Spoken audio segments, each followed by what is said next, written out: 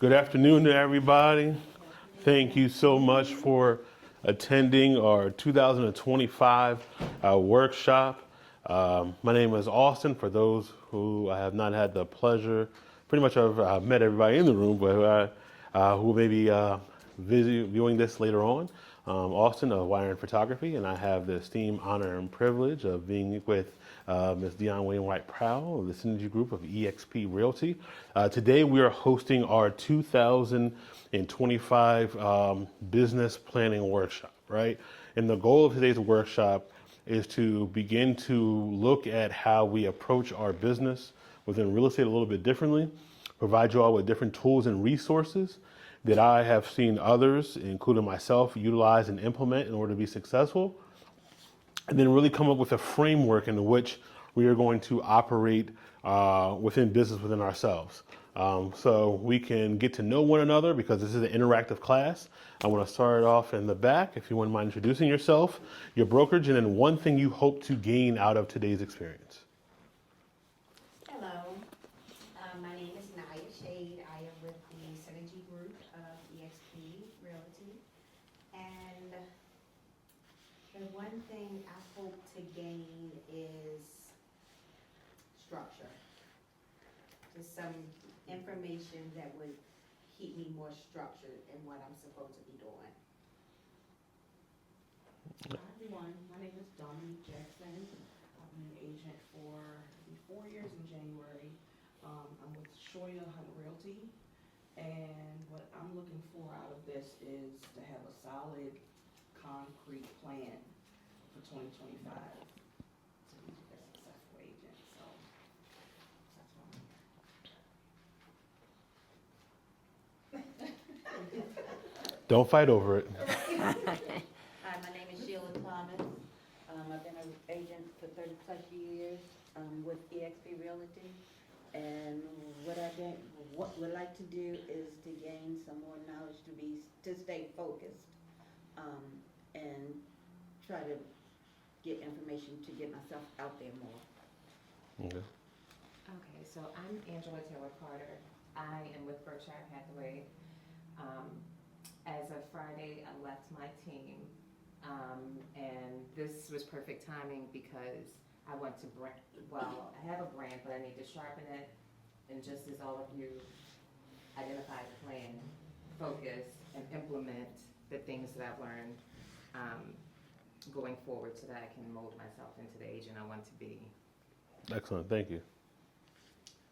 Lakina Scroggins. I'm with the Synergy Group of eXp, and I hope to gain the knowledge to become and remain consistent and build a structure up. As Naya said, that was the perfect word for my business in 2025. So. Excellent, thank you. All right, so today is, I'll call it, oh, hello.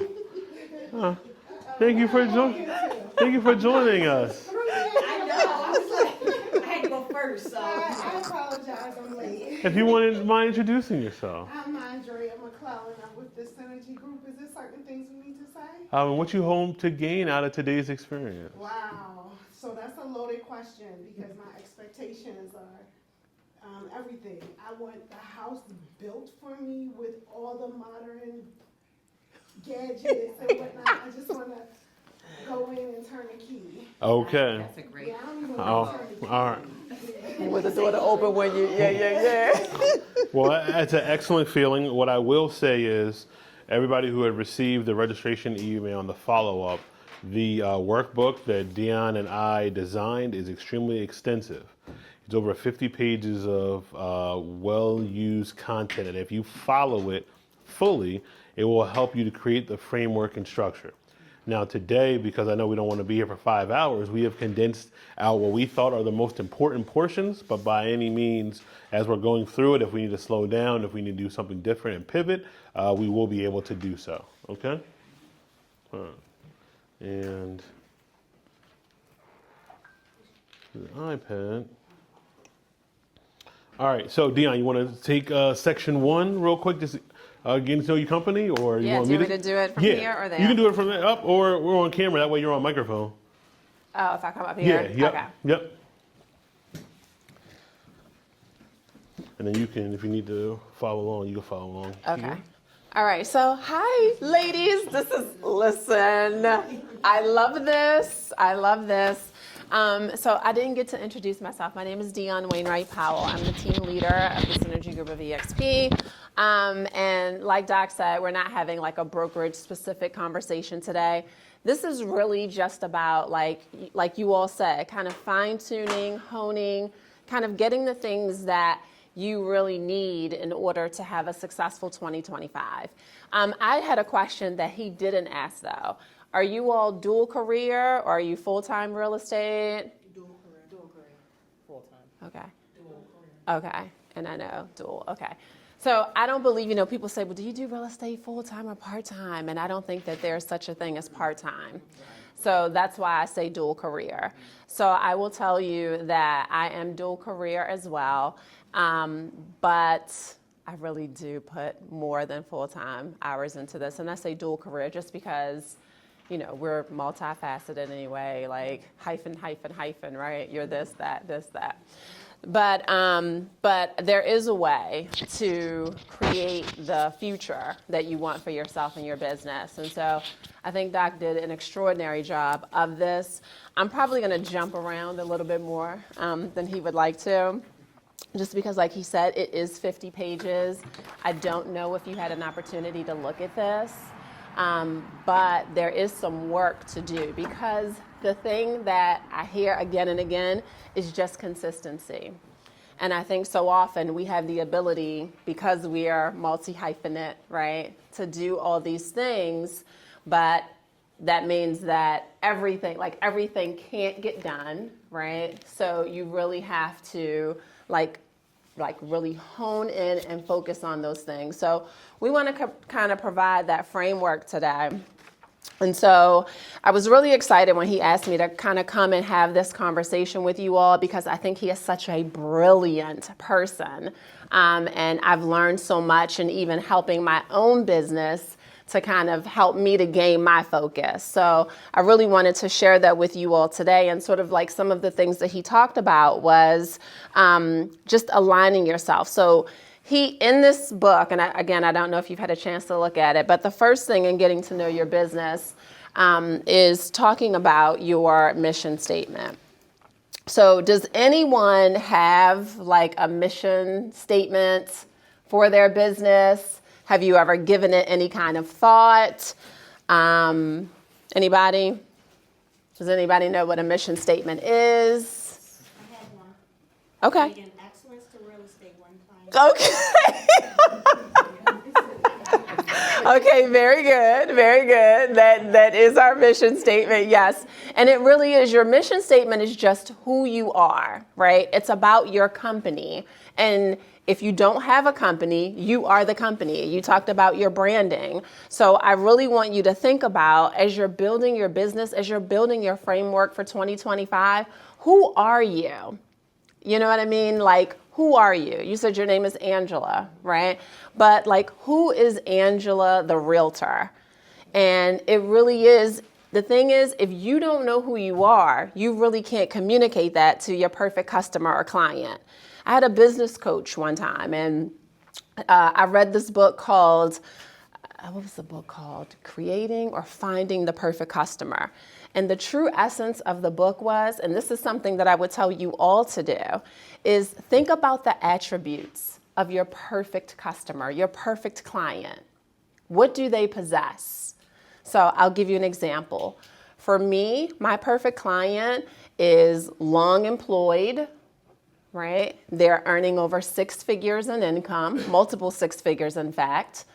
They have savings, they have great credit, like all of those things. So for you, who is your perfect customer?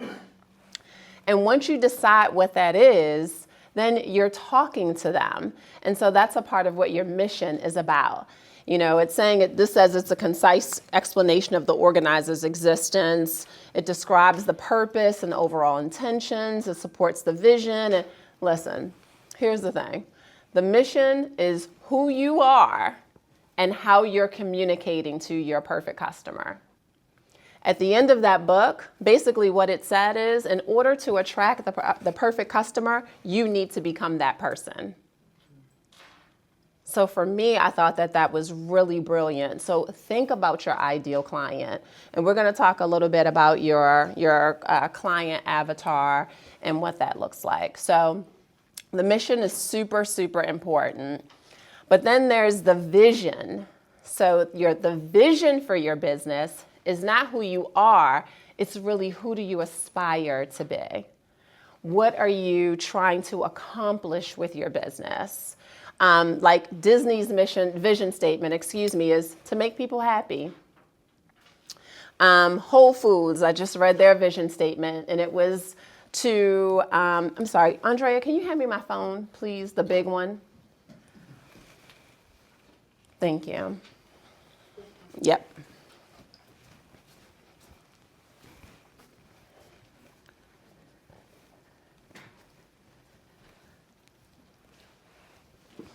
Yeah, and I thought that this was brilliant.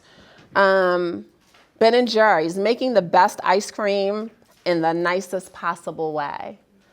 So it's that thing. It is who do you aspire to be? A lot of vision statements start with the word to become, to serve, to put forward. So like think about your vision in terms of like who you want to be. A part of that is also like your guiding principles. What are the things in your business that are important? Like my guiding principles, because I worked on this last night, core values are integrity, communication, commitment to excellence, transparency, being knowledgeable, educating myself so that I can help the client. So that's the framework that we want to start with your business. So it is bringing together your mission statement, who are you? Your vision statement, who do you aspire to be? And then what are your values or guiding principles as it relates to your business? See, the thing that I find so important, especially for those of you who are dual career or who have ever, had a job, you really assimilate to the culture that you find yourself put into. But here, you get to create the culture and the experience that you want for your client to have. So when you understand who your customer is, who your avatar is, you'll hear that, then you can speak to that person. And we have conversations about like, what does that look like? Because if you're speaking to everybody, Doc will tell you you're speaking to no one. So when you're able to really like focus that message in, that's why it's so important to do this. So I do want you to spend time working on what that mission is, what that vision is, and what your value statement is as well. Can I ask a question? And nobody's on camera, right? And you can raise your hand. As we reflect on this is extremely important. Is anyone affiliated with an organization or group who may not directly align with your vision or mission statement? And I think that's so powerful in what Dione said, right? And it's not in a bad way, right? But we all become accustomed, even myself, like I work for a community college. So like my goals and values has to align with the community college. At any point in time, I want to do something different, like that's not aligning with the business. And with many of us, we become so accustomed in working in teams and groups that we never really have a chance to put our own spin and feel. And then we look up, we're 10, 15, 20 years into our industry or business, and we don't own any of it because it's really what somebody else's vision is. Now within that, you can put your own spin and feel, like Dion's team, and it's not because Dion's here, she creates a great structure for them, but by all means, they have the ability to be their own individuals. So like as we're going through this might seem like basic, but it's so critical into when we get into the client avatar and the different things, in that if you don't know what your vision, your personal vision or mission statement, and you're operating off of somebody else's, you're no longer really operating your own business. And I think that that's very important as we're going through this today. Yeah, for sure. Any questions about anything that I talked about? What do you all feel like? What's your vision? What is the vision that you've set out for yourself? Well, I have my saying is, real estate professional in the business, well, first of all, I call myself a matchmaker real estate professional. I like it. In the business of matching people with homes. And in doing so, you have to try to stay up on education, make sure that they know about plans, because I like working with first-time buyers. Love it. So I have to make sure I know what plans are out there and what's available and what loan officers work with those particular plans, because all of them don't do that. Right. So I try to stay abreast of that. I like it. I love that. How about you, Angela? So my thing is I'm your partner because I never want to dictate to anyone. I'm here to partner with you to achieve whatever goal you have, whether it's to sell your home, buy an investment property, or to buy a home. So I just need to build on that. Okay. I think that's powerful.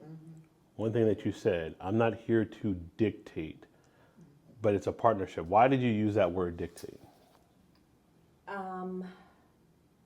Well, so everything you said just a minute ago, that's me today. The aligning part, joined my particular team because when I got in the business, I got in right before COVID. Right. And I needed the training. I wasn't, I'm like a squirrel, so I knew what to do quasi as a realtor, but I was sitting being busy doing nothing, so I needed structure. However, the alignment wasn't there, and this particular team just did not speak to, I'm a giver, I love giving, and we just didn't do any of that. So that's Good. where I'm at. And that's why partnerships, I'm here to serve you.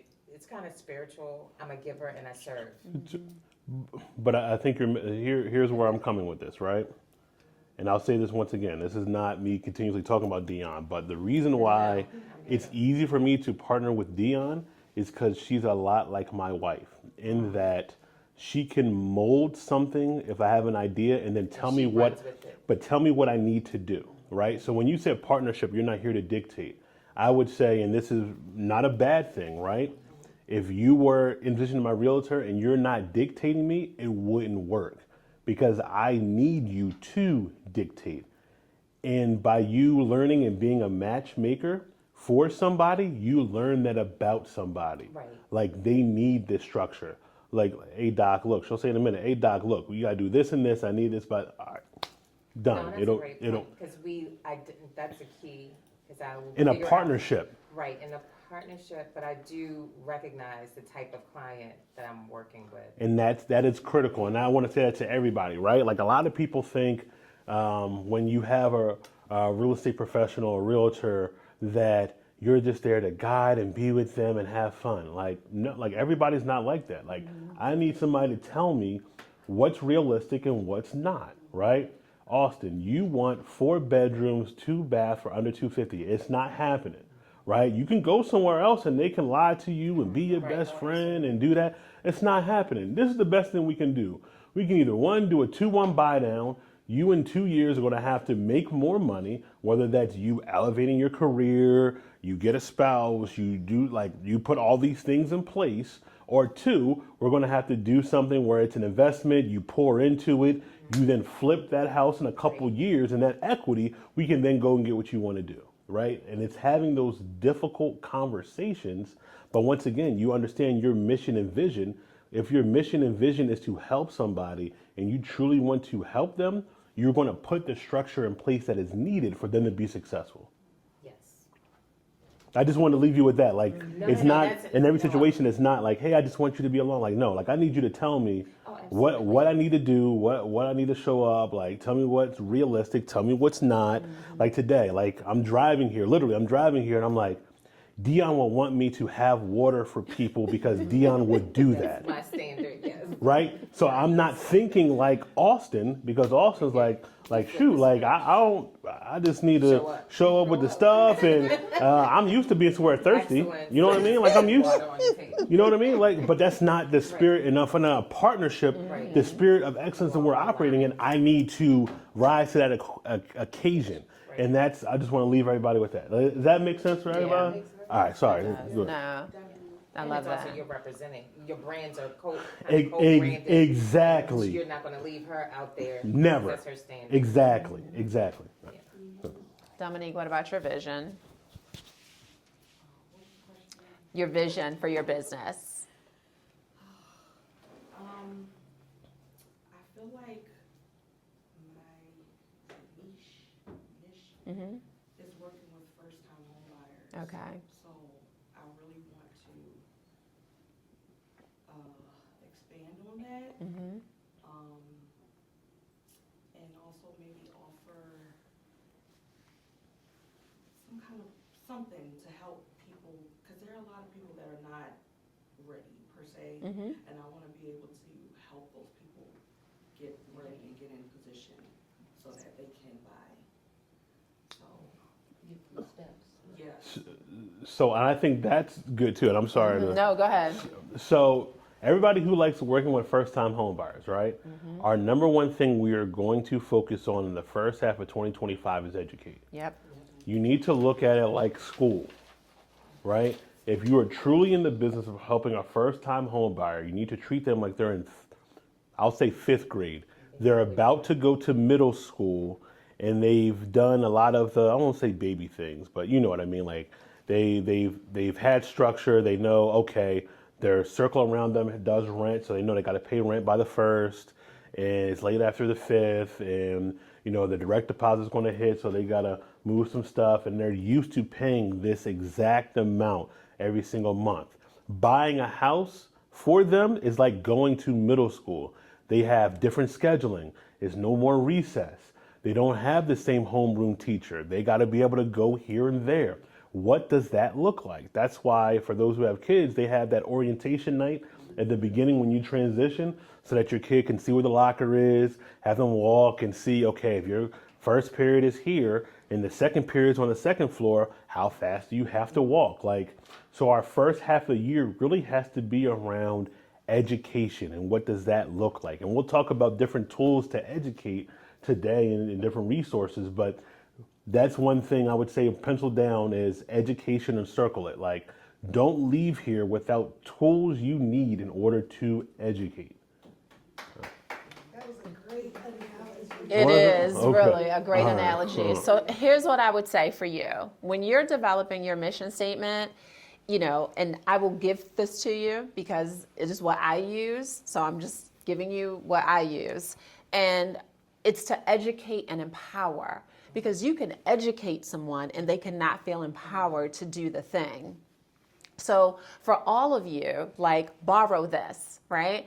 As you're creating your mission statement, it is to educate and empower and then fill in the blank, okay? And it can be more than one sentence. But then, so Dominique, if I'm you, but I'm looking at my vision statement, so the vision is about the future. So if it's to educate and empower first-time home buyers so that they know that they can, you know, achieve the American dream or whatever that is, right? Fill in the blank. But then your vision statement might be something like to increase home ownership, you know, in my community by 15% by, you know, and fill in the blank. So when you're writing your goals, you need to tie metrics to them as well, because how else do you know that you're meeting them? And then here's the thing, understand that these are working documents. So your mission, you know, you're committed to your mission and you're engaging in your business to fulfill the mission, but all while working toward the vision. And so maybe when you get to 15%, you might change it to 25% or whatever that is. And so again, tying metrics to these things will help them. These things are living documents, and it's how you're going to know that, you know, you're working toward achieving them. Okay? Drea, how about you? What's your vision? So I've been playing with it while we've been talking. So I'm gonna say a professional realtor to assist and work with qualified professionals to find their perfect home.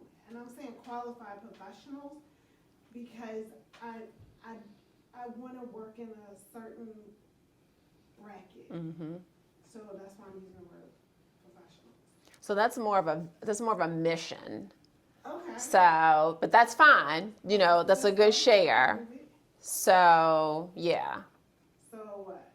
So my So when vision you're looking at the would be- vision, it's, so the mission is today, vision is future. So today, And you can think about it. I mean, I don't want you to, you know, you don't have to create it off the cuff. Okay. So if you've got the mission and you start to work on that, then you can figure out where you are in terms of the vision and where you want, with the direction you want to go into. okay, Naya, how about you? I do not know. Okay, that's fine. And that's fair. It's all right. Here's the thing, Yeah. because this is growing, and that's, I would rather you say, hey, look, Yep. like, this is something to work on, than just feel like you have to say something, right? Because by the end of it, you should be able to walk away with that. One of the things that Dion has up here is, what are you looking to achieve from your business for it to feel like a success in 2025? And think about it from your vision standpoint. So we talked about within vision and the metrics that are there, right? Or associating metrics to it. What are the metrics that you're looking to have in place for you to feel like you had a successful year for 2025? I'm sorry, I couldn't hear you, I'm still thinking about my vision. So it's December 31st, 2025. What happened in your business in 2025 for you to feel like it was a success? So I've been kind of not stagnant, but consistent. So I've been closing about 12 a year for the Okay. last 4 years. But like you said, adding metrics to it, so learning how to do analytics and really hold myself to metrics. So I wanna- that's the unpack. What so number? I want to double that 24. to So 24. so if you hit progressively. if you hit 23, then it was not a successful year. If I hit 23, it is a success because What are you looking to achieve from your business for it to feel like a success of 2025? all right, I'm just gonna stand by my number. I had to stand by walking away, so I'm gonna stay. I will feel like I've been successful with that double. With That's my- 24. for So if you 24. hit 23, it wasn't a success. It wasn't it wasn't. Okay. Okay. Who else would like to share? I'll share. This past year, which wound up being total opposite, all my sales were in listings, which I was glad on that because I normally don't do listings, but we did all listings. I didn't do any buyers, so I want to get back to doing that. I mean, I have people on the sideline to get ready. I want to try to push them. So I know that I didn't do any last year. I know that I want to do at least, I'm saying 8. If I do 8 buyers next year, I will be happy. 8 buyers. Okay. Mhm. Who else would like to share?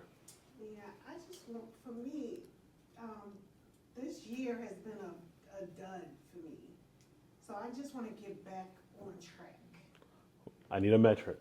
A measure would be, I don't even remember what my sales was, the year before last. Don't tell me about the year before last. Tell me what So is right going to be now, your goal. Okay, thank you. So right now, I would like to have at least 8 transactions for Okay. the year. Okay. Dominique? I guess maybe the opposite of hers, because I didn't have any listings at all. So I would like to have more listings. What's your number? I'm gonna say 5. Okay. All right. I'm gonna say 5. Myra, you want? Hi, I don't know if I introduced myself. Apologies for my tardiness. That's okay. So I'm a newer agent. Maybe I'm coming up on 3 years. I'm dual career, trying to transition out of salon hair. So my 2025 consists of coming back from the salon, only working 2 days. Before I was working 3 days. So I'm going to work Fridays and Saturdays and every other Saturday. My 2025 goal, I would like to become more of a listing agent. I've had a few here and there, but I want to do more listings so 24, like 2 per month, 24 for the year. And I've pretty much been working with buyers because I was a hairstylist and independent. I would like to have more entrepreneurs purchase homes. It's a lot of independent contractors that don't think they can purchase a home, but there are ways. There are lenders, banks that will work with your income. And I know a lot of entrepreneurs get nervous about taxes and reporting. So a lot of people work with cash and stuff like that. So that's what I would like to, focus on and help more entrepreneurs purchase either their first home and or upgrade their current home. So That answered your question. it does. And for me, I love that, and that is like a super amazing niche market for you. Like I'm telling you, explore that and exploit the hell out of that, because owning a business, I understand what that looks like, because the burden is on the entrepreneur. We want to pay as less in taxes as possible, but then when it comes time to purchase a home, it's like, okay, but you didn't. And then if you're using some other type of financing, then you're going to pay a higher interest rate. So I'm telling you, if you partner with this guy right here and you have him to help you to figure out, and I use exploit in the best possible way, That's what it is. but I mean exploit that and educate people on that, and they will be knocking your door down to get to you. Listen to me. Yeah. And we're actually going to touch on that too. We talk about our client avatar, right? And for everybody in here, I think that it's powerful as we're reflecting and getting on to like the next section is keep that in mind, like your goals, right? You're talking about you want 24 transactions. You're talking about you want so many listings. You're talking about you want to go to buy. You're talking about entrepreneurs. When we talk about the client avatar, we got to start to think about and describe what they look like, right? And we kind of get into that, your business goals, right? Yeah. So- I want to skip if Go I ahead. could. Oh, go because ahead. staying where we are right now, and so everyone's kind of talked in terms of number of transactions. But to me, that's just not concrete enough. I want to go to dollar figure. So you want to, where is that? Yeah, and so I want to talk to you about, and I'm trying to think, was it on here? It might be in the slide book. All right, we can just go to the slide book. So Yeah. I'll pivot. All right, Okay. that's easy. So let's do this, because I think, you say 24 transactions, 12 transactions, 5 transactions, but really, like, what does that translate to? 9 million. Say again? 9 million. Right, okay. Of my business plan for 2025. Is that right Okay. here? Yeah. And total sales. So, no, it's the one that's, it's this one, income What page? goal. What page is it? That is a very excellent question. I'm going to say, thank you. I was going to say, it looks, I'm Right here? about a third of the way through. There we go. Yes. All right, income goal. All right. So this is the, I believe in starting at the end and working backwards, because that's how you're going to focus on the goal.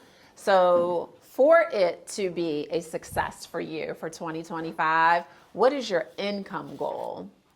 And then I want to work backwards on how to get to that number. So we talk about your income goal for 2025, write whatever that number is. So you said 9 million, but I'm assuming that's sales volume. Okay. Okay. But then let me ask you this. What does that number equate to? I haven't did that part. Right. And of course, as much as possible. I don't know. Okay. So I mean, can I say 6 figures, or you want more specific? yeah, because that's right. It could, 6 figures could be 100,000. It could be 300,000. Okay. So that's why it's important to, so yes, if you had 9 million in sales volume, you're going to hit a number, but this is about tracking and being able to know exactly what the number is. So you don't have to share the number, but you need to know the number. So write down what the number is, and then we're going to work from the income goal sheet to figure out how to get you there. So I'm going to tell you specifically the math. Okay. So I think we should share the number, right? And here's Okay. and I'll say this, it's being completely transparent. Everybody in here would say that they want to make $100,000 in real estate. Can we all agree? I mean, Until Need a little more. until we realize. No, I'm just saying, like Yeah. six figures in Yeah, real estate, right? For sure. Until we realize the sacrifice and things that go into it, right? So, but being transparent, this is not to knock or say that we shouldn't, but realize when you put down this number, the sacrifice that you're going to have to make to hit that number. And I say that as somebody, I was very fortunate and blessed through photography to be able to hit six figures this year, right? But I also, when I go home, I have to hear about I'm shooting 7 days a week and I'm here, I'm there. So just realize, like, if this is your goal, everybody on your team, your family, everybody around you has to be committed to that goal. Okay? I just want to have that framework as we're doing this, right? That is. Because that's the part that we don't see. You charge more for your services, and you go work less. But then what about your vision? What about your vision and mission? Those who know me know, like, I'm not saying I throw an arbitrary number, but like if you tell me, Austin, I need help, the number, it goes out the window.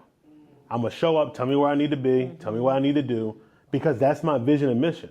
Because I know that God's going to provide whatever, like my family has not gone without. We've always had what we needed. And even through, like, I really don't even market like that. It's through word of mouth. But I also understand the sacrifice as well, too, that is there.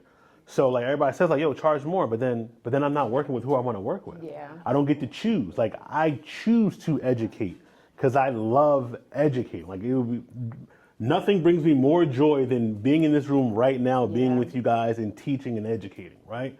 Because that's who I am in my vision and mission. So, but also keep that in mind too, like as you're framing it, like, all right, like in order to get there, like, yeah, maybe for the first year it has to look like this, but once I get the systems in place and everything moving and maybe eventually a VA and a transaction coordinator so I can free up here, like, all right, cool. But I just wanted to frame that as we're writing down the income. Yeah. plan. So a couple things to just kind of piggyback on what Doc said. He has a servant heart, right? And so he believes in serving and not necessarily selling. And so because that's who he is, the business comes to him anyway because he's coming from a pure and authentic place. Yes, you can charge more for your services, but the one thing that I would tell you as a realtor, you want to make sure that you're being consistent in your charging practices, because if you are not, and your one client finds out you charge one X% and another one says, oh, well then she charged Y%, you may find yourself standing in front of the 9 people, and you don't want to do that. I definitely don't want that. No. Service, you know, and there will always be opportunity for that. I'm not saying that that's not something I would do, but even if it's like, okay, it's a referral, I'm, a little too busy right now, I can, refer you to someone else or whatever without telling them, like, this is below my budget. But I feel like I did that for years, a little bought myself, and I don't want to do that. That's one of the reasons I got into real estate, because I don't want to cap on my income. That's right.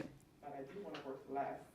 Yeah. I'm not working hard. I do Right. want to work less and still be able to maintain my lifestyle and get paid the amount that that figure that's in my mind. That you deserve, for sure. Oh, absolutely. I do believe, and that's the one thing that, like, my peers will tell you about me, I do believe in charging what you're worth.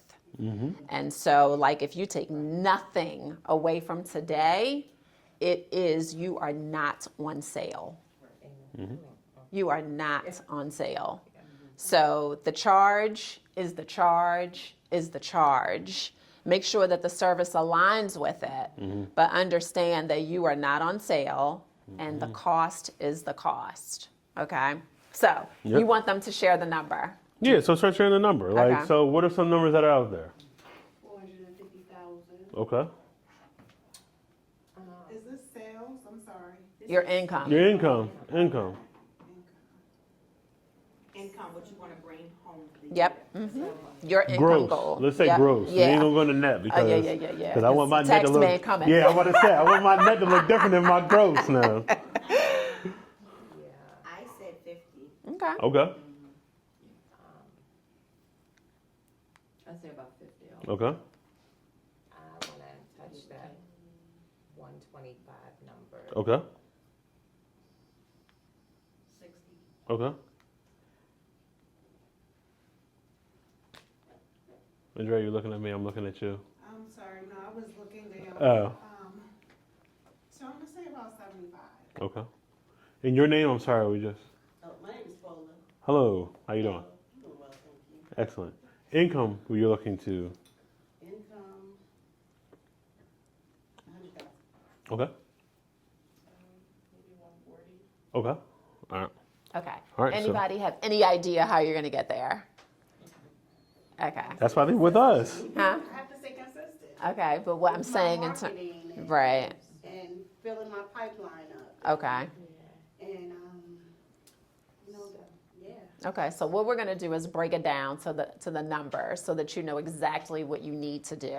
So that's the way to do it. But in terms of what you need, if you wanna make 450,000, you need to know what's the gross commission that you need in order to reach that goal, right? Because you're not at 100%, you've got some splits and that kind of thing.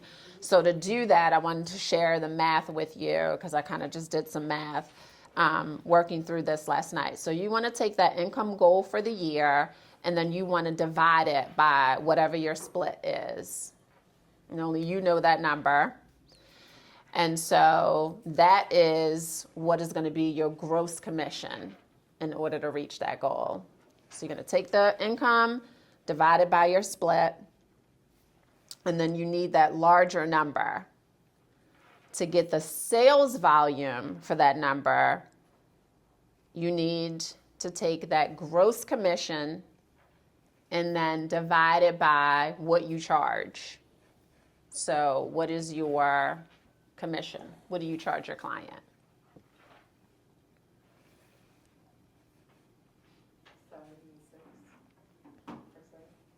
76%. 76%. Okay. Yeah. So for whatever side you're doing, but if you're charging that, for the side, okay? And then that's going to give you the sales volume that you need. So then that number might be larger than 9,000. Than 9 million. Okay? Yeah, for sure. So you're going to get the gross commission needed, you're going to take your income goal, and then you're going to divide that by your broker split, if you have one.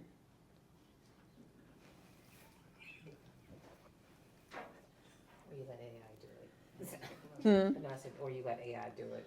Okay, yep. Well, you could do that too, yeah. And then the sales volume is going to be that gross commission divided by the commission that you charge your client.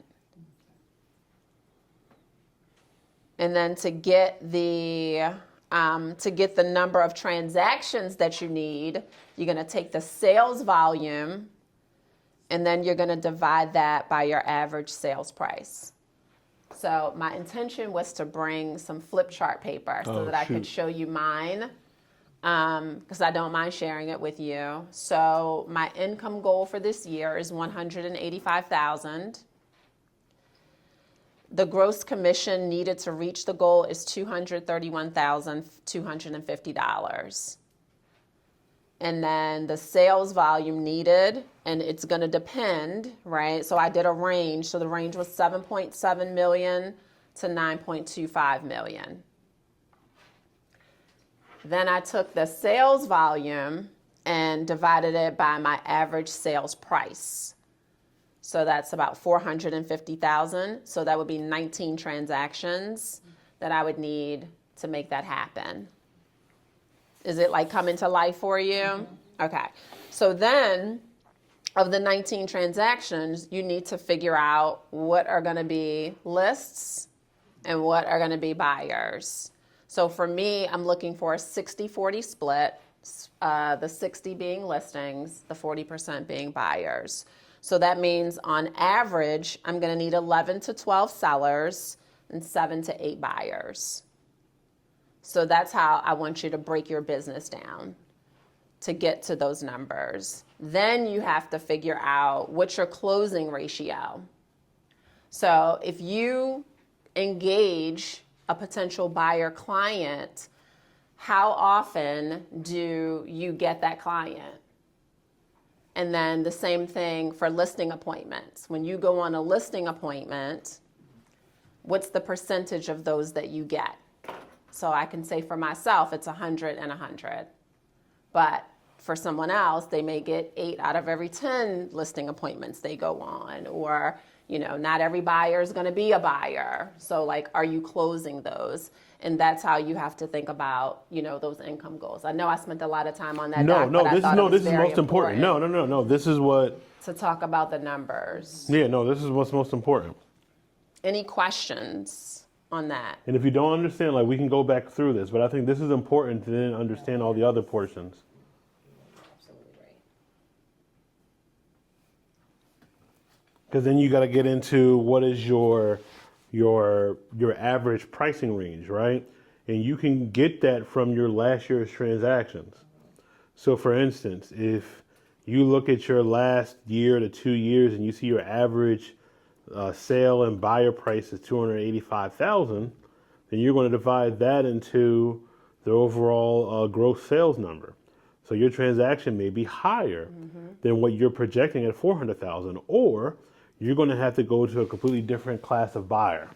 And this is what this as we talk about client avatar, starts to look different. Your average, probably $400,000 buyer or more, is more than likely going to be a 2-income household, just naturally, right? So then your approach and tactics are going to be different than if you're looking at a 200, 250, 285,000. It might be a single buyer, and they might be on their job for 5 to 7 years, moving their way up, maybe in management, right? These are the attributes that you start to know and notice when you're building out your client base. Agreed. So when you go back to thinking about what are you looking to achieve from 2025, you want to focus on your income goals and then work backwards. And I know you wanted to go into the avatar. Yes. So,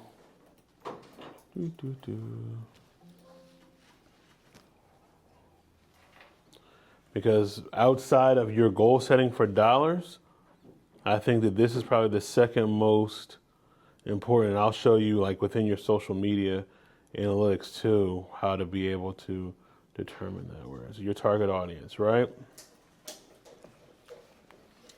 So this is going to be on page 27. If you receive the email, I think you registered after 10 o'clock by chance? Yes? No? All right, so I have to forward you that email. Give me 1 second. Anybody else not have the workbook? And I can email it to you real quick. If you registered after 10 o'clock, you would not have the workbook, so I have to forward it to you.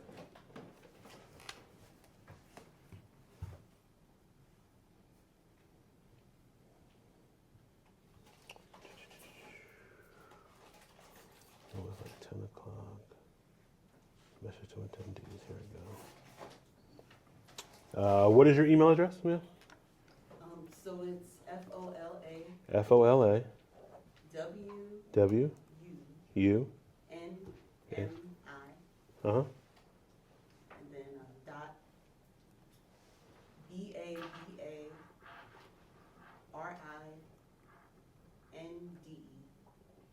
Uh-huh. at gmail.com. Anybody else not have it? No? We're good? All right, cool. All right, so you're going to get a shoot an email.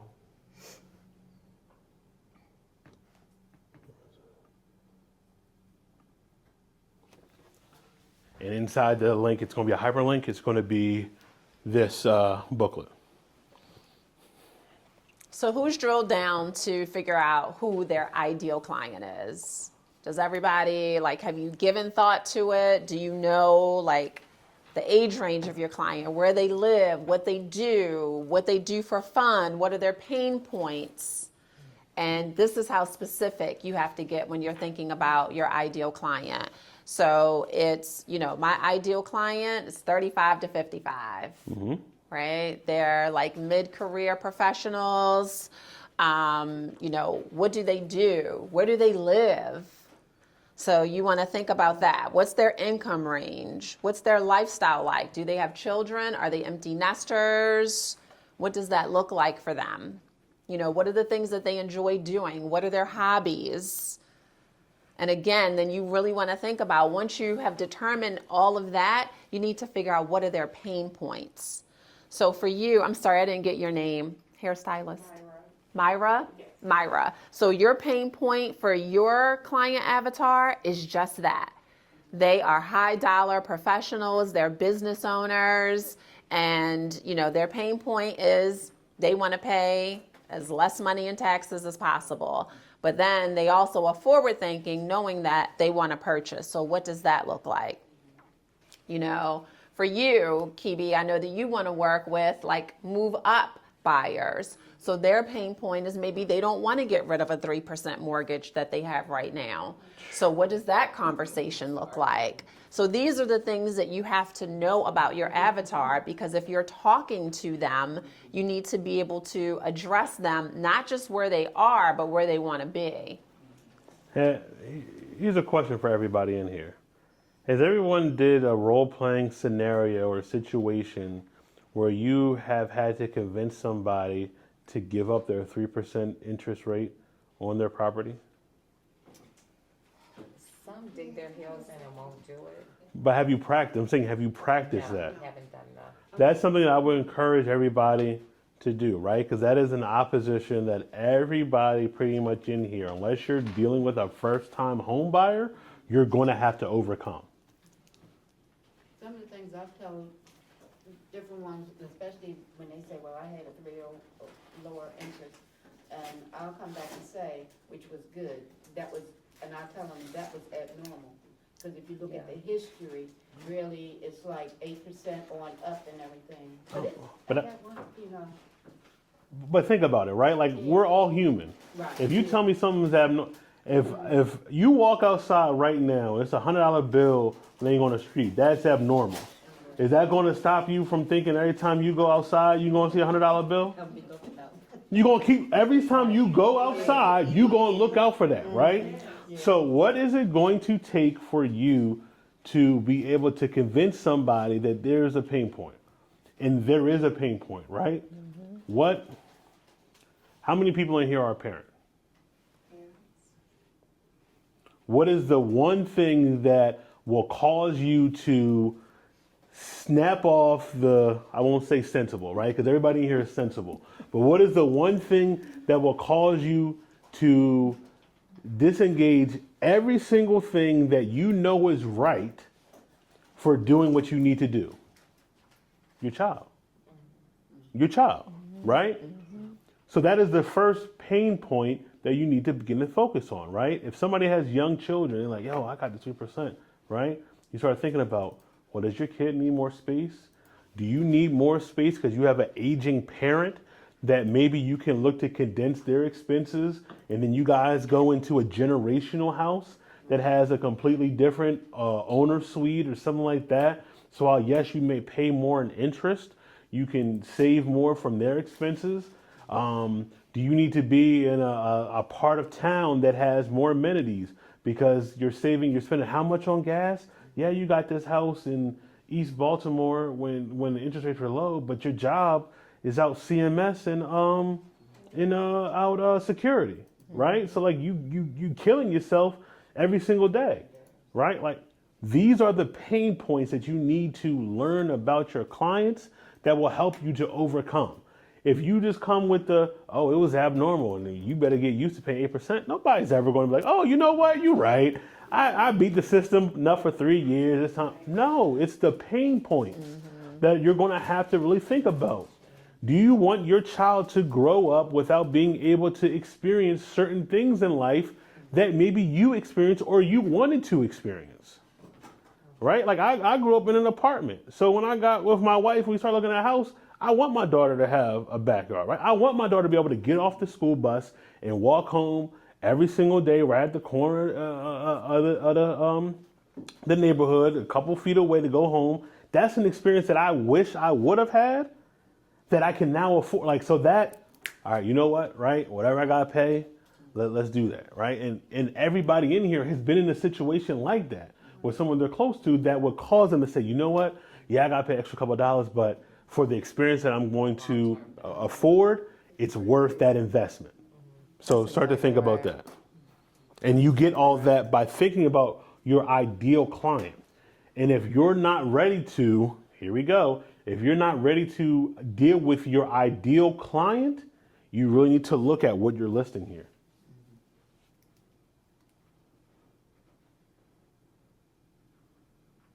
I love that. I'll tell a story. So I had a client who had a 3%, 2% interest rate, had a beautiful home.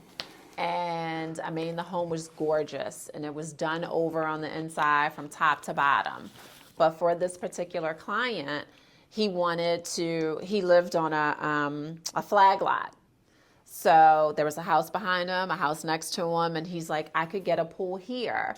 And so we just started to have the conversation around, this is about your enjoyment. So yes, you have this 2.75% interest rate, but you don't have the quiet enjoyment that you should have for a home of this size and where you are. So let's, instead of you building a pool at this house, let's find a house that has a pool, that has the lot, that has all the things that you want. Because even though, he was going into a 6% interest rate, it was worth it for him to have the quiet enjoyment of having a home that didn't have a neighbor directly behind him. But it was just figuring out what was the pain point, what was the thing that he really wanted, and guiding him in that direction. Because otherwise people will stay, they're going to take the path of least resistance. Mm-hmm. And if they have the opportunity to have this low interest rate, but it's not what they want, then they're fighting against themselves. And so it's our jobs to help them to see, no, this is what you want. Or yes, your child should be in a better school district. Yes, it should be more convenient for you. There are opportunity costs. So you've got this 3% mortgage, but you've got your commute is an hour and a half each way. So instead of working 8 hours, you're really working 12 hours because you're trying to get to and from work. So that's why it's important to know who you're talking to. Again, like Doc said, if you're talking to everybody, you're talking to nobody. So when you know and you can niche down, then you know who you're talking to. And it makes it easier for your questions too, because your questions are all going to be the same, right? Like, tell me about your home life. Tell me by the time you get off of work, tell me what your home life looks like.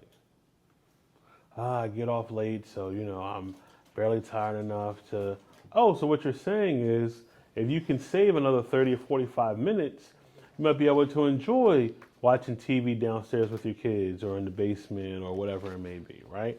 Asking these prelim questions just to learn. Because two things are going to happen. One, you're going to learn the pain points, but two, you're going to know what to look for when you're going to search houses. When you go one, you'll be like, this is not going to work because you're not going to have a TV room here. You're not going to work because you don't have to share a bathroom. You already said that you're already tired of sharing a bathroom right now where you're at, right? Like asking these you'll have a set 3 to 5 questions you're going to ask every single client that'll all be set up in your client avatar that'll make it easy. So with that, also understanding your target market, right? What are your target market's core values? So for being an entrepreneur, Dione hit it. It's easy. You want to pay the least, taxes as possible. You want to be able to serve people because you're an artist. You want to be able to have some kind of relaxing tranquility because you're used to the hustle and bustle all day. And when you leave, you want to be able to decompress. Like those target core values are pretty much going to be the same, right? What motivates them? What gets them excited? You should be able to say what motivates and gets your client avatar excited, right? What problems do they need to be solved? If you can solve somebody's problems, you're going to win them over 10 times out of 10. Because everybody has problems. If you can solve their problems, you're going to win them over, right? And then think about what are their goals and what do they value, right? And on purpose, there are 4 lines on here because as you guys leave here and practice this, I want you to think about who your ideal client is, even if it's a past transaction. Say, hey, I know that, we've already closed last year, but I'm trying this new training and I want to ask you a couple questions if you don't mind. Yeah, sure. All right, so when you were buying this house, what were your 4 goals that you were looking to accomplish, right? What were 4 goals that you were looking to do? Write those down. All right, and then what are 4 things that you valued about our transaction or working with one another? Like, what are 4 things that you really valued that I really went either above and beyond or hammered home for you? All right, cool. Thank you so much. And if you want to throw another one, what are 4 things that you didn't want? Like, absolutely, like, was a deal breaker for you? All right, cool. Thank you. Call 2 people, see what their actions are, see if the answers are similar. If they're similar, then you know that really is your niche and your target market. And then you start to build questions around what those answers would have been because you already know that's what they're looking for. You've already closed the transaction. What was the last thing you said? Oh, pain points, what are issues, things that were like deal breakers. I'm going to take it a step further and say you don't even have to have done a transaction with them. If you know who your target market is and you know people who are in your target market, maybe you didn't serve them, but you could still call them and ask, because when I was doing this exercise, I was like, client avatar, like, what is that? Like, what does it mean? I mean, and how do I know their pain points if you're not them? But if you know who you're talking to, but you know people who are there, call them and ask them. Do a poll, and then you can start to learn, what that looks like. That's big. Questions on this before we move on? Like I said, these 2 pages are big. Like, you need to definitely fill these 2 things out, if for nothing else. All right? I know we're jumping it around. And I want to be mindful of time. Do I want to hit marketing and branding? All right, so talk about marketing and branding, right? You want to determine what your brand voice is. And this, once again, you can be on a team and you can have, let me start off by saying this. In 2025, I want everybody to say this, right? I am not rebranding in 2025. Seriously. I am not rebranding in 2025. If there's one term I absolutely hate, it's when somebody says, oh, I got to rebrand. You're not rebranding. You may be pivoting what you're doing in your marketing, but you're not rebranding. Rebranding really is Dunkin' Donuts going to Dunkin' and saying, I am no longer just offering donuts. I'm offering breakfast sandwich, dippers, hot coffee, frappuccino, cocoa, like that is rebranding what it is that you're offering, right? If you changing your colors, you got a new hairstyle, stuff like that. Like, no, you just freshen up your marketing. Like, that's really what you're doing. But with that being said, determining your brand voice, right? Start to think about who you are as an individual, right? And Dione has down a lot of great tones and ideas and voice when it comes to communicating, right? And this is going to come into play when we start talking about some of the bonus stuff like the ChatGPT prompts and things of that nature, right? Like understanding. You want to select what keywords are associated with you in your brand character. So what are some words, some adjectives that would describe you as an individual? I want you to take 2 minutes and write that. That would be the left-sided box, the brand character. Write down 3 or 4 adjectives that describe you as an individual.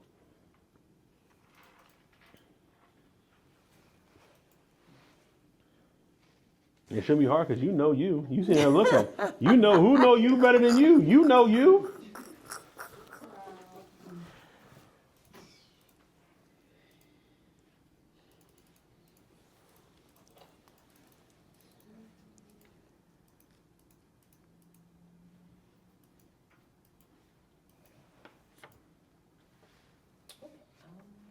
What page is this on? This is on page 20.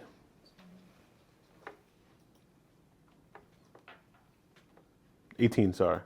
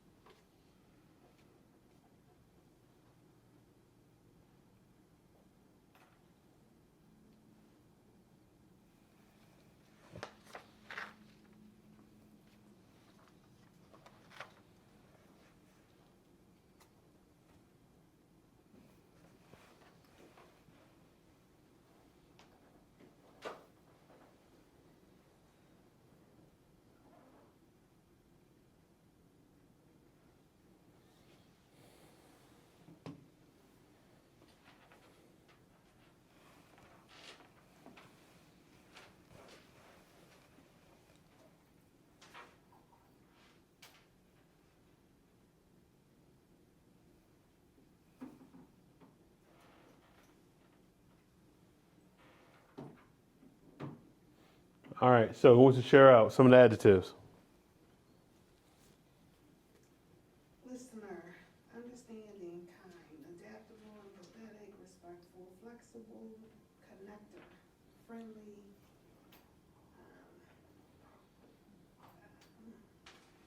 Okay, great.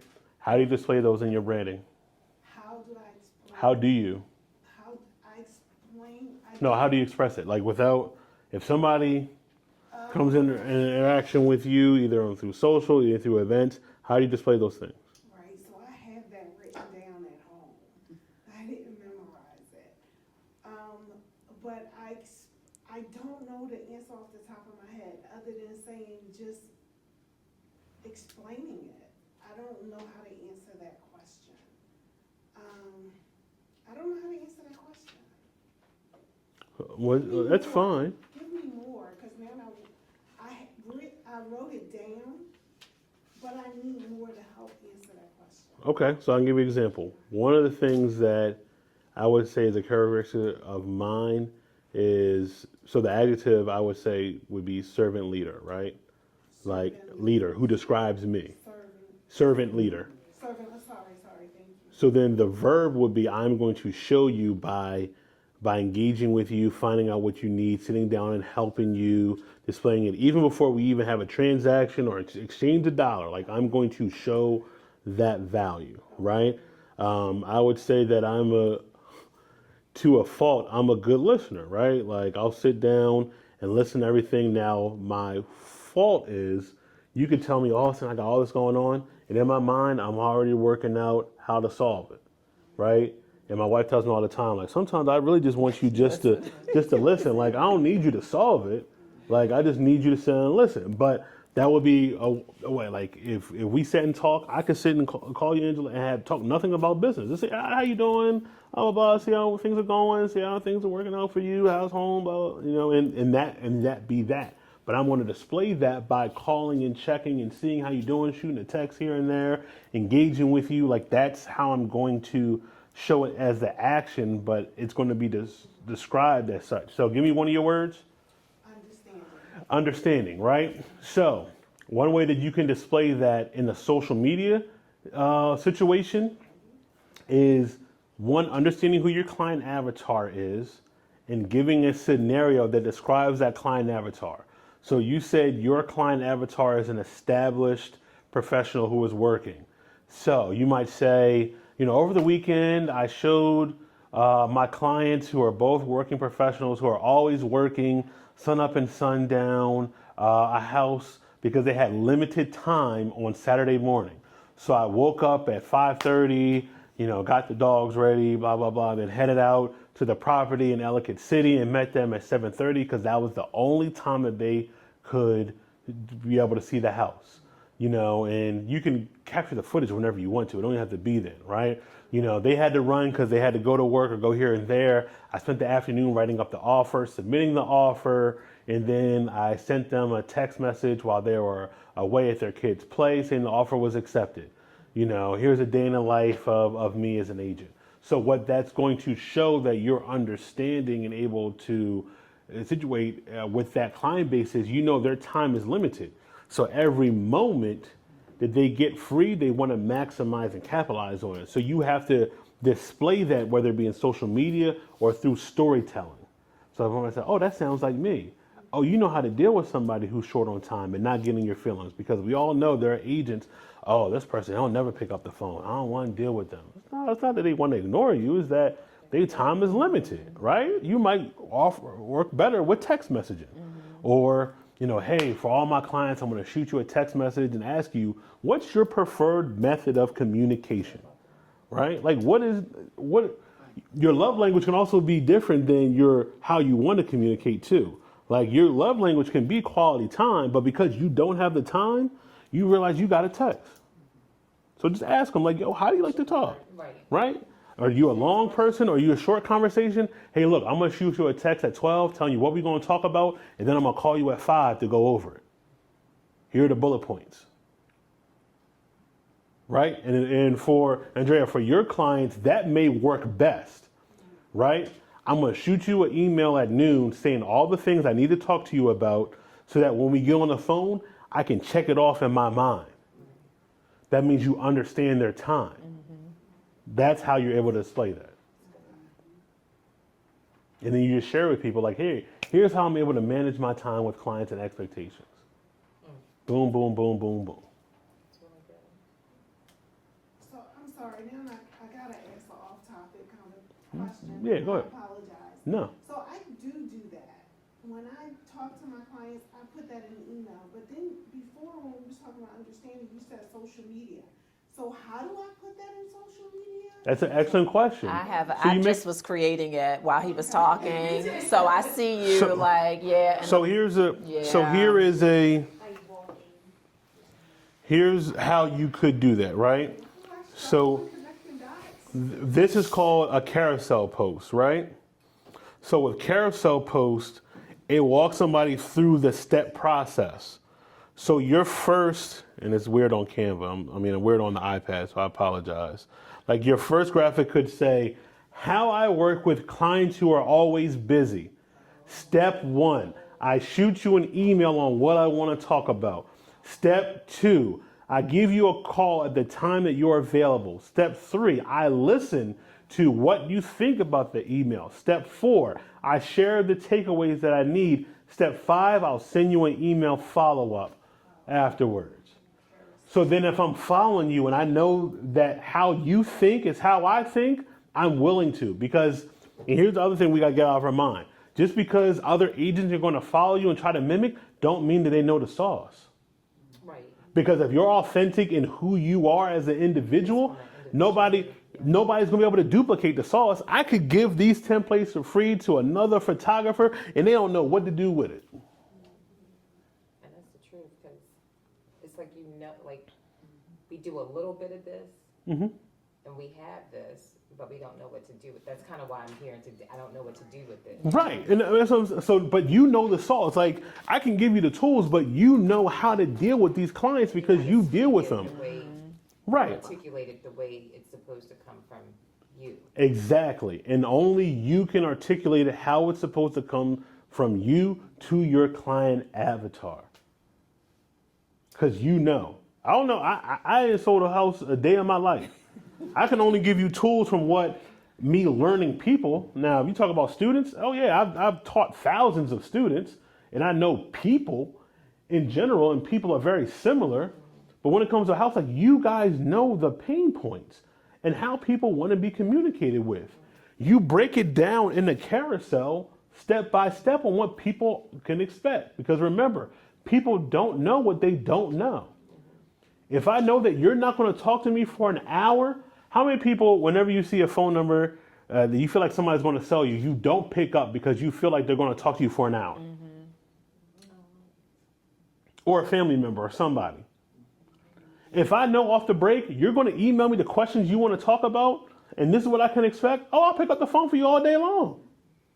But this is good because sometimes we're all over the place, and this sets structure right now. Yes. Yes. Like, that's also systems. You brought that's where I'm at. And we're going to talk about systems too. Don't worry. We're going to talk about systems. This is like a physical system, not yes. Automated system. But to me, this represents a system to implement in your business. Yes, absolutely. Carousel posts are a great way to be able to showcase your knowledge and understanding not only for the industry, but your client base in a step-by-step process. How they think. And it's rinse and repeat. If you notice, everyone says step 1, and all you got to do is just change one little element. How do I show a house? How do I get your house ready to list? How do I introduce you to a lender? How do I sit down with your buyer consultation so you can have your what is it called, the buyer agency agreement? Yeah. The buyer agency agreement. What to expect in a buyer agency agreement meeting? Right? These are all things that people hear, but until you break it down, oh, for real, that's all that is? That's all we're going, all right, cool, I can do that for you. All right, so now I'm going to go back. Go ahead, Dione. You can I love pick that. And even basically what Andrea was saying about, you know, you could even create the carousel. I love, because you don't really love the camera, for like the folks who don't want to be in front of the camera. But conversely, I think you could also do a reel that's just showing you making a phone call, and like you're talking through it, typing an email, and then talking through like what the process looks like to sort of complement that. So it really is, you know, when people feel like you understand who they are, they want to work with you. Yep. And that's how you showcase that.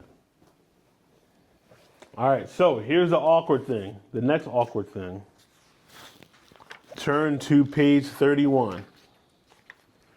So within branding, we've all done that before, right? We've all looked at somebody who you view as your competition and showcase things that they like, right? And it's not a negative way. It's just somebody you're in the market with, and you can admire them. They could be doing similar to you.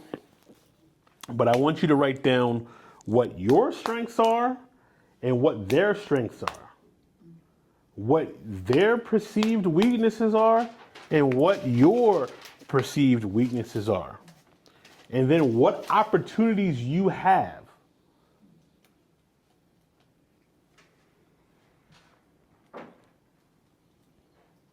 Like I'll say it right now, my probably Achilles heel is time and availability. I work a 9 to 5.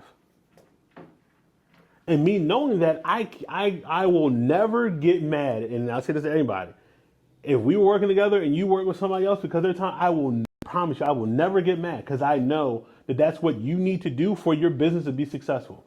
And I know that that's me working 9 to 5 is how I'm able to have braces for my daughter and different medical coverage. You know what I mean? Like, you can't get, but say the same thing about yourself too, right? Like, if you're a 9 to 5 agent, right? You need to possibly, as part of your client avatar, work with 9 to 5 people. You're not going to have somebody who, unless they are completely understanding of whatever it is. Like, you can't get mad if you can only show houses after work, and they're like, oh, I really want to see this house right now, blah, blah, blah, and then they get frustrated with you. Like, no, like, it's a part of the business. So that might be one of their strengths, and that's your weakness, and that's fine. But this is an activity that you need to sit down and break down.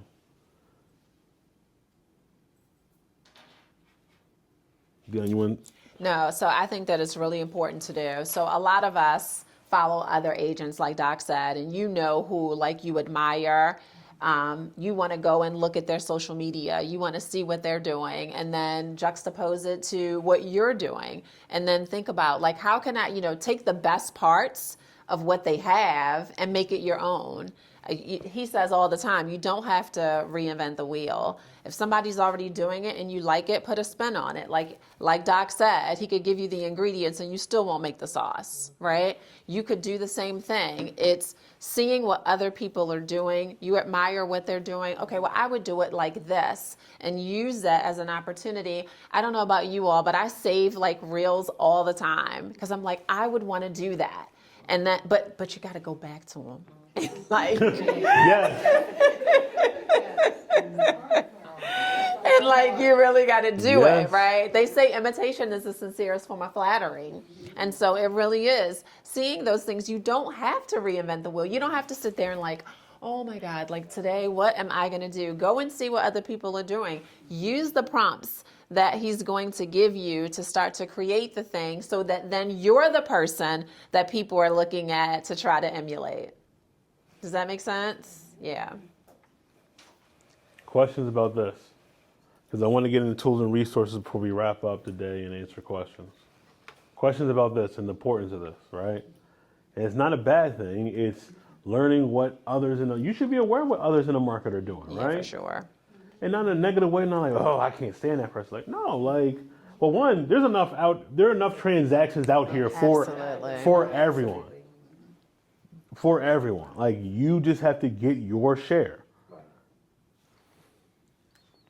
And that's actually one thing. I don't know if you have access on your laptop. I would be curious. 2023 to 2024 year-to-date sales for the state of Maryland. Okay. Is it up or is it down within 5%? I think it's within 5%. I think it's right. It's been consistent. So when people say that, oh, it was a down year, is it a down year, or did we not prepare Right. for the year? And if we didn't prepare, that's fine, right? Like this, that's why we're here today, to prepare.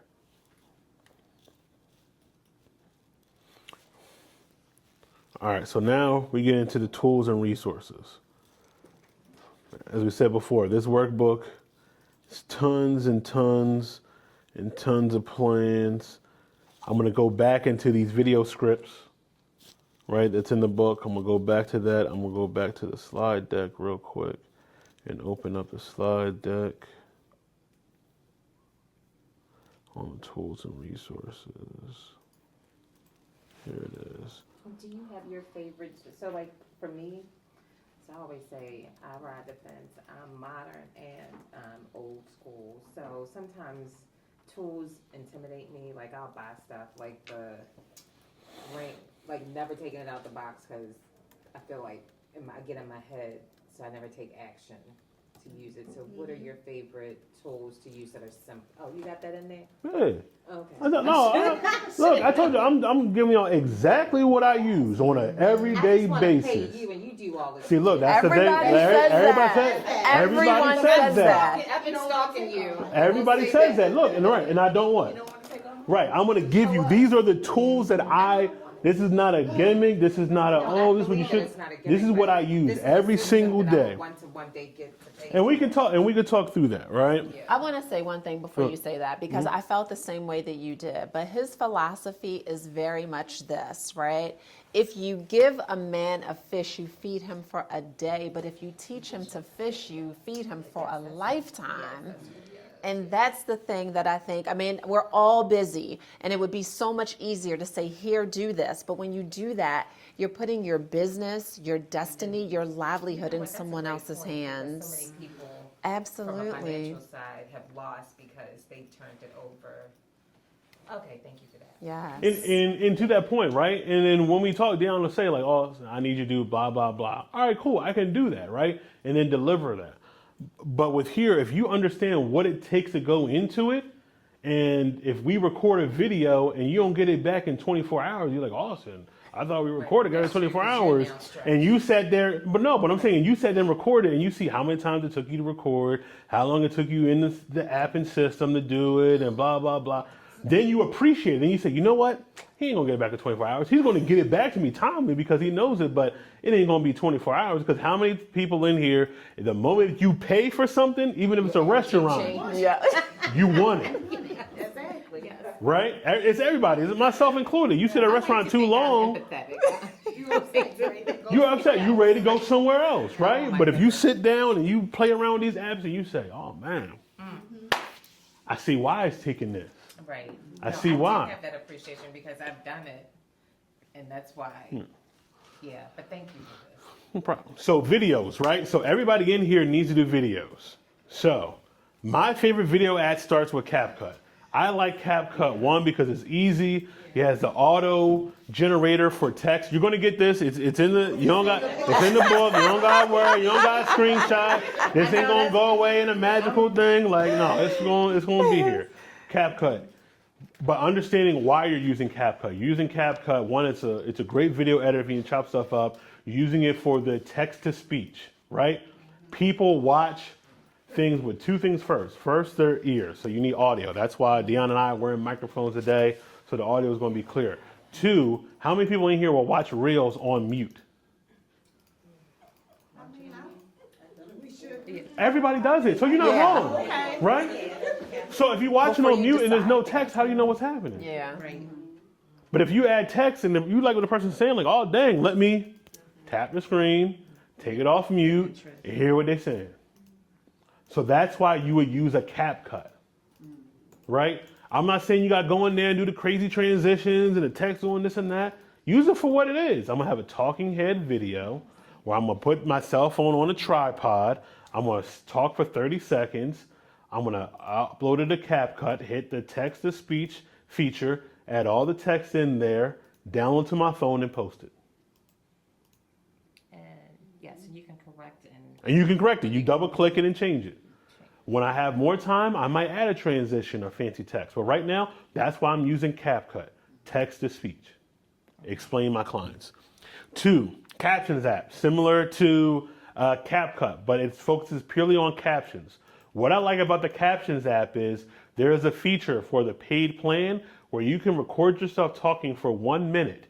It will capture your style, your talking and everything, and then you can type all of your scripts in it and it will look like you are talking the entire time. So you get over your fear one time of talking and you can have all your videos done. Now granted, you'll be in the same outfit and stuff like that, but it's done. Like if you're that fearful. And they have other stuff like the AI transitions and stuff like that, but that's why you would use that. Like Austin, I gotta get over the fear, like I'm gonna do it one time, and that's it. And then I'm gonna type all my scripts because you're gonna give me a script generator for ChatGPT, and then all my videos can be done. All right. 3, Opus Clip. This is one of my favorite apps in that, and it was a video I posted yesterday with Dione and I took the long form video and it chopped it up into segments.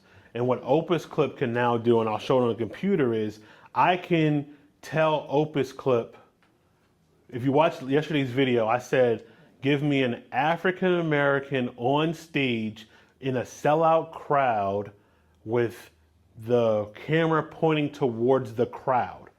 And there's a B-roll clip of an African American on stage facing the crowd. Crowd looks so sold out, facing to the crowd. It's on the video. It's like 20 seconds into it. With Opus Clip, they have what's called AI generated art. So we've all seen the B-roll, and the B-rolls are the photos that you're doing talking head videos. It'll show clips of different stuff. You can do AI generated B-roll. So that's what I like. If you want something a little bit more engaging. And it automatically does it for you. You don't have to search for the clip. You just type in the prompt, hit generate, and it'll do it for you. Let me ask you a question. So I was in ChatGPT yesterday, and I saw Sora. Is it? Like Sora, yes. Yeah. So Sora will do the generator. You But type the prompt. is it live now? If you have the paid update, yeah, I yes. did. Okay, You have got the paid it. update. It's not for the Okay. free, but paid update. Yep. And then ChatGPT is coming out with some new crazy subscription too, similar. Video AI is just like Opus. It doesn't have the AI generated, but it takes your long form video and chops it up. So if you're somebody who says, you know what, I don't want to do 5 or 10 videos. I want to talk for 5 minutes and then have it generate 15-second clips for me on something that I say. Because you might say, you know what, I don't have 10 topics, right? Like, I just want to talk to you about the power of home ownership. And I'm going to sit down for 4 minutes to talk about it. I'm going to download it. I'm going to put it in Video AI or Opus Clip. And it's going to give me 5 to 7 videos and that's your marketing plan. And then with these apps, you can set it as an auto post for you. Right. You don't even got to take it out the app. You just connect it to your Facebook or Instagram and auto post for you. Right, look, so you watching the clip? Yep. Yeah. And it was on Facebook and Instagram. It was from a clip from Dione and I on Facebook.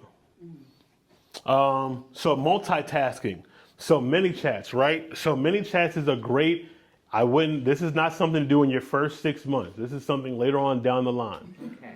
Many chats is a great if then. So like you activated the many chats thing, where I said type ticket and I'll send you the ticket, and you wrote ticket or something, and I responded back with the link for today. Oh, okay. So it's an if then. If your follower does this, then this will happen. What this does is it takes a conversation from your page to the DMs. Because once I have you in the DMs, I got you. And that's the call to action. It's an if then. So if then. If this happens, then this happens. So you could come up with a buyer guide, right? You can talk about the benefits of home ownership. And you could make, right. And you say, for my marketing plan is for the next 10 posts, I'm going to talk about buying a home for the next 10 posts. And in my comments, I want to say buyer guide. If you comment buyer guide, I will send you my buyer guide.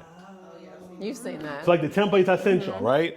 You would take that and say, you know what? I'm gonna edit it on Canva, do it up, boom, boom, boom, create a link for it, and then you can put it into your your mini chats. and then you have that conversation. But here's the thing: if somebody comments buyer's guide, what does that tell you about them? They're interested buyers now, they become a prospect. So then what do? Add them to your funnel. Right. Is mini chats, is that a free function or does it have? They have a free function, but like anything, the free function is limited. Yeah. So you need the. So like you might only have like one sequence, right? And then the paid gives you multi. That's what I'm saying. This is not something I would tell you January start with mini chat, right? Like even if you wait till the end of the year, till Black Friday for some of these and get on the Black Friday deal price, that's not bad. But have your foundation. Like you need a buyer's guide, seller's guide, home listing checklist, all those things. So that when you're in many chats, all you're doing is dropping those links in there.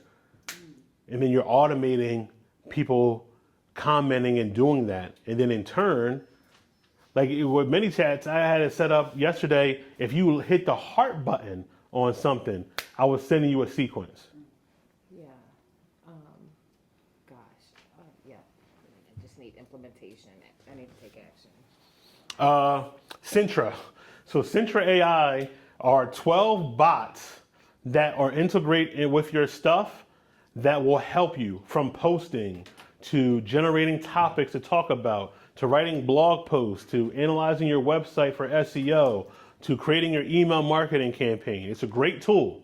It's Sintra AI. It learns about you. You have to answer like 8 to 10 questions every single day. But the more that you answer the questions, the more they learn about you. And it will even auto-generate a response email for you and say, hey, Austin, this is what I'm going to send the person. Is that cool? Yeah, that's cool. Hit send. So with all of this AI and we're posting that stuff that's generated, do we have to, because I know like in TikTok, there's something that you click on to acknowledge that some of this was generated by AI. Do we have to fall under any of that guideline? No, because it's not so if you do it if you're doing it for the posting, yes. Okay. If you're doing it from the email and stuff like that, it's really doing if then. Like if then statements. Like it's not going to write a whole dissertation for you. Okay. But it's going to like if, hey Austin, I want to confirm we're on for a 10 o'clock appointment Okay, so tomorrow, she's blah, blah, answering blah. something like that interaction. Right, correct. And it's going to give you like updates on your calendar and things of that nature. Right? So Sintra AI. And then Canva, of course, so you guys see, I utilize Canva, but I use Canva with